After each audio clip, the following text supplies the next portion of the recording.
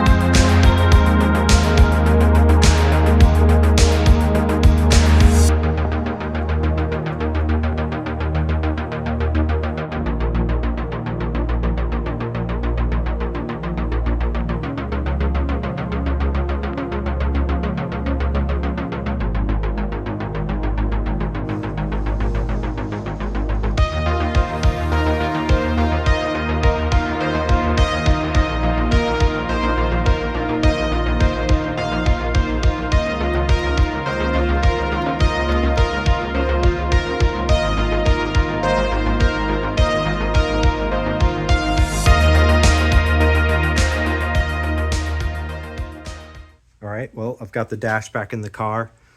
Everything went really smoothly. I dropped the steering column down and I removed the steering wheel before I tried to put the dash back in, and it slid right into place. The only complication I had was when I was going to bolt it back in over here on the left side and a little bit up there in the center.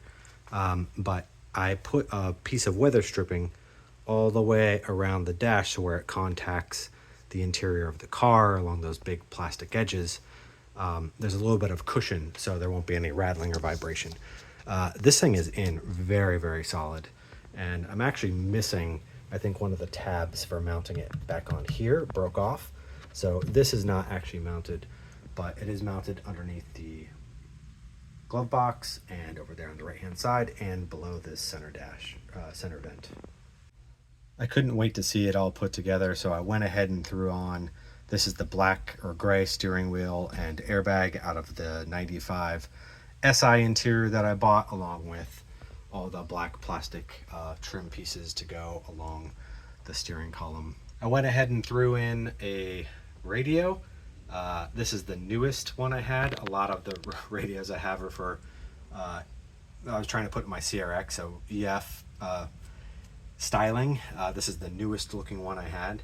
So at least just for, hooking up the speakers in the future, I'll have something that has fade and balance controls to test whether or not the speakers are working. I'm really happy with the way this turned out. The dash looks super clean. I'm glad I didn't go with the airbag dash after all. It just looks really, really nice. And I do like the black bezel. It kind of makes everything, even though the climate control stands out and a couple of the buttons do, I feel like it all just kind of blends in a little bit better. So I do have the SI door panels, which you can see here the difference between the blue and the black. I do have the SI door panels, which have the little tweeter speaker pods on them. So I will be swapping out these door panels, not painting these door panels black. And there's only one proper stereo that can go in this car, and that is the Pioneer CD player that has the animated dolphins jumping across the screen.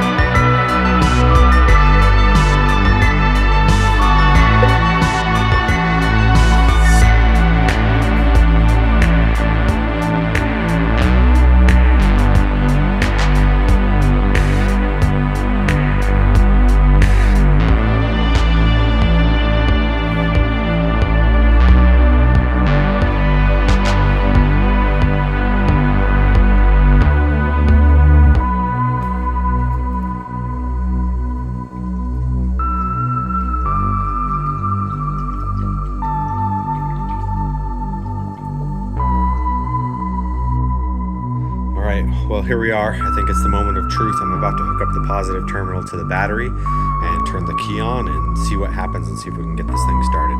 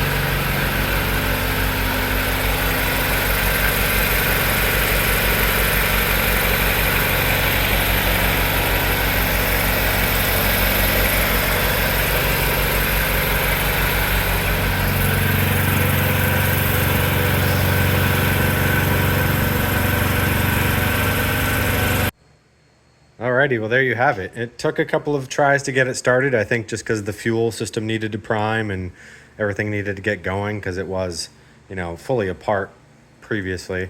But it fired right up and it ran and got some of the squeaks and rattles settled out as everything kind of warmed up.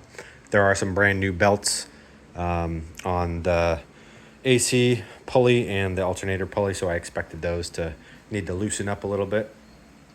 But overall, everything seems to be running great, and I have not seen any leaks of any kind coming out underneath the car, which is fantastic. I don't have the brakes or the clutch master cylinder bled currently, so I'm not going to try to put it in gear and put it into drive just yet. Overall, I'm super happy to get to this milestone. The heat worked. I was able to turn the heat on and turn it off to fresh air, cool, by adjusting the slider. The fan works. The radio works. I actually have some rear speakers now just temporarily installed in the back, and those also work. There was no check engine lights. I saw the thermostat gauge was working, and the only error light I was getting was the SRS airbag light, but I don't have the airbag connected currently. Air is flowing freely out of all the vents now. The fan seems to work. And yeah, super stoked to get to this point. So got to throw some wheels on here, back it out of the garage, bleed the cooling system, and take it for a drive.